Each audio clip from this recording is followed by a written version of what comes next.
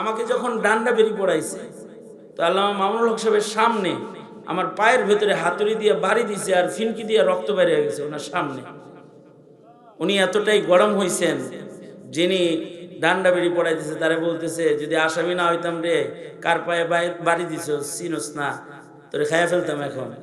উনি এতটা গরম হয়ে গেছে। তখন জেলখানায় কয়েকবার উনি খুব গরম হয়েছে। আমাকে চিকিৎসার জন্য যখন অবহেলা করতেছিল, আমাকে চিকিৎসা করতে চায় না, আমার এদিক দিয়ে ইনফেকশন, আমার চিকিৎসা করে না।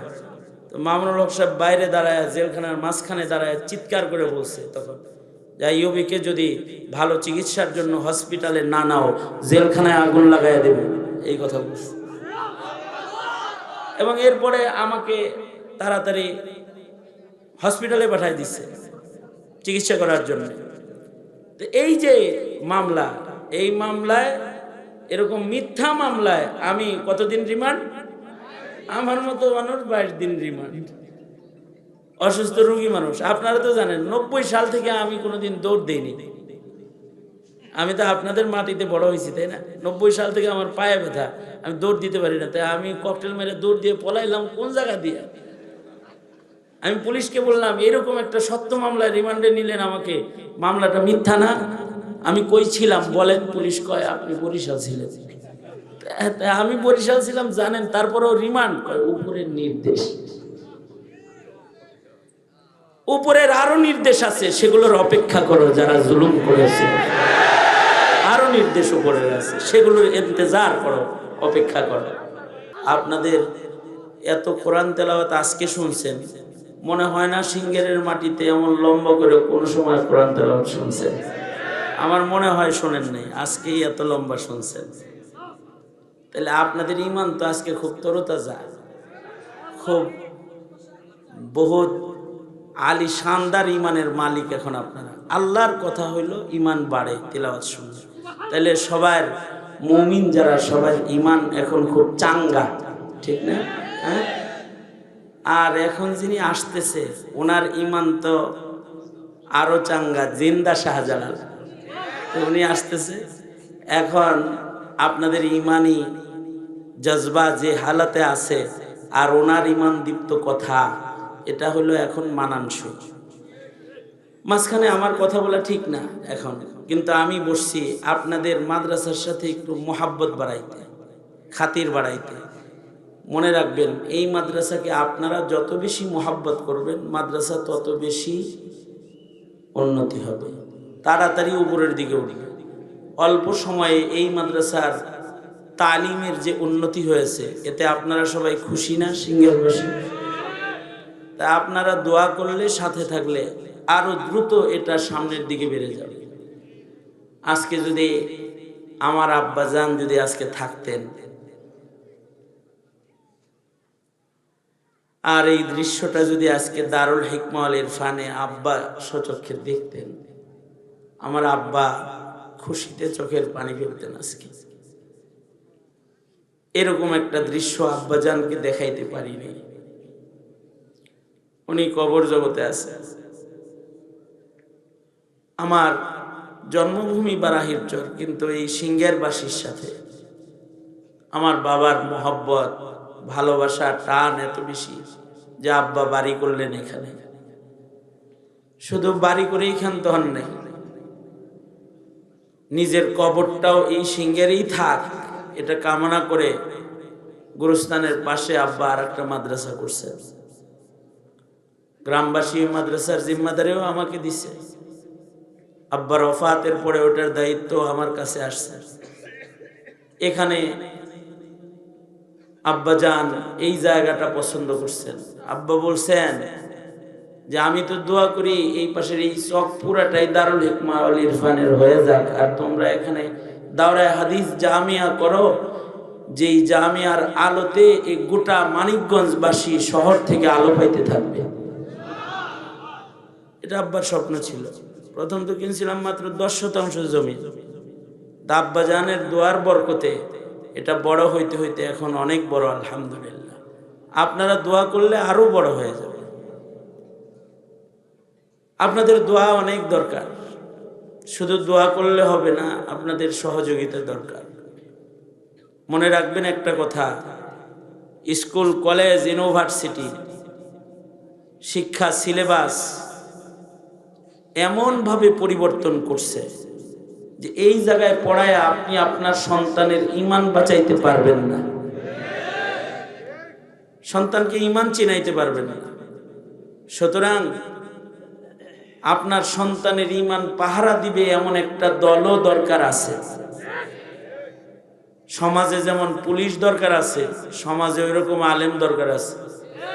সমাজে পুলিশ দরকার অপরাধী ধরার জন্য, আলেম জেলখানায় দেওয়ার জন্য না, আলেমদেরকে পিটাইবার জন্য না, সাধারণকে গুলি করার জন্য না। পুলিশ দরকার হলো শৃঙ্খলা রক্ষা করার জন্য, অপরাধীকে শাস্তি দেওয়ার জন্য, অপরাধীকে গ্রেফতার করার জন্য। ঠিক ওইরকম আলেম দরকার মানুষকে সত্যর পথ দেখানোর জন্য, শিরক বিদআত থেকে মানবদেরকে বাঁচানোর জন্য, মানুষের ঈমানি আমলি মাসাইল বর্ণনা করার জন্য আলেম দরকার আছে না? না, এই জোরে আওয়াজ করে বলেন। হ্যাঁ, আমি 22 দিন রিমান্ডে ছিলাম। আমার বিরুদ্ধে মামলা কি জানেন? মামুনুল হক সাহেবের মামলা হলো মানিব্যাগ চুরির মামলা, আর আমার বিরুদ্ধে মামলা হলো আমি ককটেল মেরে পালাইছি। আমি জীবনে ককটেল চোখেও দেখিনি। মধ্যরাতে এ তৌহিদি জনতার জনসমুদ্রে আমি শপথ করে বলছি আমি ককটেল চোখে দেখিনি। হ্যাঁ দেখছি, পত্রিকায় ছবি দেখছি ককটেলের, কিন্তু ককটেল জীবনে কোনোদিন সামনাসামনি এইটার সোহবত হয় নাই, জিয়ারত হয় নাই কোনোদিন। কিন্তু আমার নামে মামলা হলো আমি ককটেল মারছি, আর আমার রিমান্ড হলো 22 দিন। আমাকে যখন ডান্ডা বেরি পড়াইছে, তো আল্লামা মামুনুল হক সাহেবের সামনে আমার পায়ের ভেতরে হাতুড়ি দিয়ে বাড়ি দিছে, আর ফিনকি দিয়ে রক্ত বের হয়ে গেছে ওনার সামনে। উনি এতটাই গরম হয়েছেন, যিনি ডান্ডা বেরি পড়াইতেছে তারা বলতেছে, যদি আসামি না হইতাম রে, কার পায়ে বাড়ি দিছ চিনোস না, তোরে খাইয়া ফেলতাম এখন। উনি এতটা গরম হয়ে গেছে। তখন জেলখানায় কয়েকবার উনি খুব গরম হয়েছে। আমাকে চিকিৎসার জন্য যখন অবহেলা করতেছিল, আমাকে চিকিৎসা করতে চায় না, আমার এদিক দিয়ে ইনফেকশন, আমার চিকিৎসা করে না। তো মামুনুল হক সাহেব বাইরে দাঁড়ায়, জেলখানার মাঝখানে দাঁড়ায় চিৎকার করে বলছে তখন, যে আইয়ুবীকে যদি ভালো চিকিৎসার জন্য হসপিটালে না নাও, জেলখানায় আগুন লাগাইয়া দেবে, এই কথা বলছে। এবং এরপরে আমাকে তাড়াতাড়ি হসপিটালে পাঠায় দিচ্ছে চিকিৎসা করার জন্য। তো এই যে মামলা, এই মামলায়, এরকম মিথ্যা মামলায় আমি কতদিন রিমান্ড? আমার মতো মানুষ 22 দিন রিমান্ড। অসুস্থ রোগী মানুষ, আপনারা তো জানেন 90 সাল থেকে আমি কোনোদিন দৌড় দেইনি। আমি তো আপনাদের মাটিতে বড় হয়েছি, তাই না? 90 সাল থেকে আমার পায়ে ব্যথা, আমি দৌড় দিতে পারি না। তাই আমি ককটেল মেরে দৌড় দিয়ে পলাইলাম কোন জায়গা দিয়ে? আমি পুলিশকে বললাম, এরকম একটা সত্য মামলায় রিমান্ডে নিলেন আমাকে, মামলাটা মিথ্যা না? আমি কই ছিলাম বলেন? পুলিশ কয় আপনি বরিশাল ছিলেন। আমি বরিশাল ছিলাম জানেন, তারপরেও রিমান্ড? কয় উপরের নির্দেশ। উপরের আরো নির্দেশ আছে, সেগুলোর অপেক্ষা করো। যারা জুলুম করেছে আরো নির্দেশ উপরের আছে, সেগুলোর ইন্তজার করো, অপেক্ষা করো। দুনিয়ার বিচার তো আছে, আছেই। হাসরের বিচার নাই? হাসরের বিচার নাই? হাসরের বিচার আছে। আমার বাড়ি এখানে, মা বাপ এখানে থাকে, আমাকে সিংহের ঢুকতে দেয় না, আমাকে মাহফিলে আসতে দেয় না, সিংহের কোনো মাহফিলে। এই মাদ্রাসার মাহফিল গত বছর হয়েছে, আপনারা সাক্ষী। আমাকে পোস্টারে নাম ছিল, কিন্তু আনতে পারছেন? এত মাথা ব্যথা কেন ছিল আলেমদেরকে নিয়ে জানেন? 16টা বছর আপনার সন্তানকে হিন্দু বানাইবার মেহনত করেছে সরকার, নাস্তিক বানাইবার মেহনত করেছে সরকার, মুরতাদ বানাইবার মেহনত করেছে সরকার, যেন কেউ ঈমানের কথা বলতে না পারে। আল্লাহ তাআলা জালেমকে বরদাস্ত করেন না। আমাদের উপরে জুলুম করে, আমরা কখনো বলি না যে এই ঘুষির বদলা ঘুষি দিব। আমরা কি বলি এই কথা? আমাদেরকে রাজাকার বলে, আমাদেরকে রাজাকার বলে 72 সাল থেকে। আলেম ওলামাদেরকে ৭২ সাল থেকে রাজাকার বলে। এই আওয়ামী লীগের আমলে বিগত সরকার রাজাকারের নাটক বানাইছে টুপি পাঞ্জাবি পড়ায়া, তার মানে প্রজন্মকে শিখাইছে এগুলো রাজাকারের পোশাক। আপনারা বলুন, টুপি পাঞ্জাবি দাড়ি কি রাজাকারের পোশাক না নবীর পোশাক? আরো জোরে আওয়াজ করে বলেন, কার পোশাক? জোরে বলেন, নবীর পোশাক। রাজাকারের নাটক বানাইছে কি করার জন্য? আপনার সন্তানকে নবীর সাথে খাতির লাগানোর জন্য, নাকি নবীর উম্মত দেখলে রাজাকার বলে গালি দেওয়া, শিক্ষা দেওয়ার জন্য? এই তো কার্যক্রম। এইভাবে করে করে আমাদের শিক্ষা সিলেবাস থেকে দিন শূন্য হয়ে গেছে। এই দেশে যদি কিছু আলেম না কথা বলে, তাহলে আপনার সন্তান জানবে না কাদিয়ানি কেন কাফের। কিছু আলেম যদি জবান না খুলে, আপনার সন্তান জানবে না নাস্তিক মুরতাদের ফাঁসি কেন দরকার। আলেম যদি কথা না বলে, হালাল আর হারাম বুঝবে না, জায়েজ আর নাজায়েজ বুঝবে না যদি আলেম কথা না বলে। কারণ কাফের মুশরিকের সংস্কৃতিকে প্রতিষ্ঠা করা হয়েছে, ইসলামকে বিদায়ের চক্রান্ত করা হয়েছে। আল্লাহর বিচার আল্লাহ করে যে রাজাকার গালি আমা করে দিছে। ওই ভালো মানুষের রাজাকার বলতে বলতে শেষ বেলায় মুখ দিয়ে আরো কিছু শব্দ রাজাকার বাইরে হয়ে গেছে। শেষ বেলায় যারা আন্দোলনের মাঠে আছে, তাদের অধিকারের আন্দোলন, বৈষম্য বিরোধী ছাত্র আন্দোলনের ছেলেদেরকে রাজাকারের বাচ্চা যখন বলছে, তখন সারা দেশ থেকে এবার তুই রাজাকার ধ্বনি দিয়ে সব কোন ভবন ঘেরাও করেছে গেছে বেলায়। সুতরাং আল্লাহর মায়ের দুনিয়ার বাইর, আল্লাহর মায়ের দুনিয়ার বাইর, আল্লাহর মায়ের। আল্লাহ তাআলা কোন জালেমের জুলুমকে বরদাস্ত করেন না। সামনের দিনে আপনাদেরকে প্রস্তুত থাকতে হবে। সামনের দিনের সরকার তারাই হবে যারা আপনার সন্তানকে সিলেবাস ঠিক করে ঈমান শিক্ষা দিবে। আগে স্কুলের সিলেবাস হবে আপনার সন্তানকে ঈমান শিখানোর সিলেবাস, গোমাতা চেনানোর সিলেবাস না, ট্রান্সজেন্ডার চেনানোর সিলেবাস না। সিলেবাস হবে রাসূল চেনানোর সিলেবাস, আল্লাহ চেনানোর সিলেবাস। কারা করবে? এই সরকার করবে। এই সরকারকে যতক্ষণ পর্যন্ত ইসলামের প্রভাব দিয়ে, মুসলমানদের প্রভাব দিয়ে যতদিন পর্যন্ত বাধ্য না করবেন, কেউ করবে না।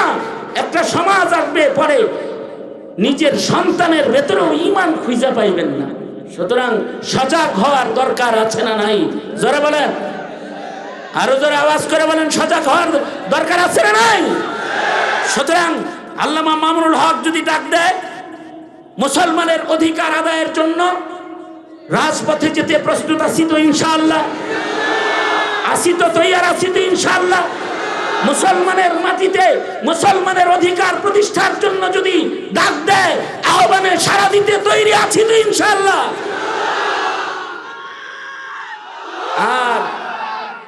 আর শেষ কথা হলো আলেমদের সাথে থাকতে হবে। কারণ আলেমরা জায়েজ নাজায়েজ চিনে, হালাল হারাম চিনে। কারা? মৌলবীরাই চিনে, তাদের কাছে ইলমের চোখ আছে। সুতরাং আলেম আছে যেখানে, আলেম ওলামা যেখানে, আমরা সেখানে। নবী তো আর আসবে না। নবী আসবে? হ্যাঁ, কথা বলেন না কেন? নবী আসবে? নবী আর আসবে? যারা নবী দাবি করে তারা কি কাদিয়ানি? কি জোরে আওয়াজ করে বলেন, আরো জোরে আওয়াজ করে বলেন, কাদিয়ানি কি? নবীর পরে নবী আছে? কাদিয়ানিরা কি? জোরে আওয়াজ করে বলেন, কাফের। আপনার সন্তানকে নবী চিনাইতে হইব না? নবী চিনাইতে হইব। আপনার সন্তানকে নবী চিনাইতে, কোরআন চিনাইতে, ইসলাম চিনাইতে কাদের আশ্রয় গ্রহণ করবেন? কাদের আশ্রয় গ্রহণ করবেন বলেন না কেন? আলেমদের আশ্রয় গ্রহণ করতে হবে। সুতরাং আলেম ওলামা আছে যেখানে, আমার সাথে তিনটা কথা কন, মাত্র দুইটা হাত তোলেন। হ্যাঁ, এরম করেন, এমন করেন, বলেন যেই তবলিগে আলেম ওলামা নাই, ওই তবলিগে আমরা নাই। আমি বলি আপনারা, আমি বলবো যেই তবলিগে আলেম ওলামা নাই, আপনারা বলবেন ওই তবলিগে আমরা নাই। যেই তবলিগে আলেম ওলামা নাই, যেই খানকায় আলেম ওলামা নাই, যেই তবলিগে আলেম ওলামার সমর্থন নাই, যেই খানকায় আলেম ওলামা নাই, যেই রাজনীতিতে আলেমের সমর্থন নাই, জোরে আওয়াজ করে বলেন ওই রাজনীতিতেও আমরা নাই। কারণ ওই রাজনীতি আপনাকে ইমানের পথে হাঁটাবে না, কুফুরের পথে হাঁটাবে, কুফুরের পথে হাঁটাবে। সুতরাং এই দেশে রাজনীতি করতে হলেও আলেমের জায়েজ না জায়েজ ফতোয়ার উপরে রাজনীতি করতে হবে। আলেমরা যাদের সাথে থাকে না, শেষ বেলায় কেউ তাদের সাথে থাকে না। হাসিনার সাথে কেউ থাকে নাই, কেউ থাকে নাই। এক বিঘা জায়গা তালাশ করে পায় নাই, এক বিঘা জায়গা দাঁড়ানোর পায় নাই, কেউ থাকে না।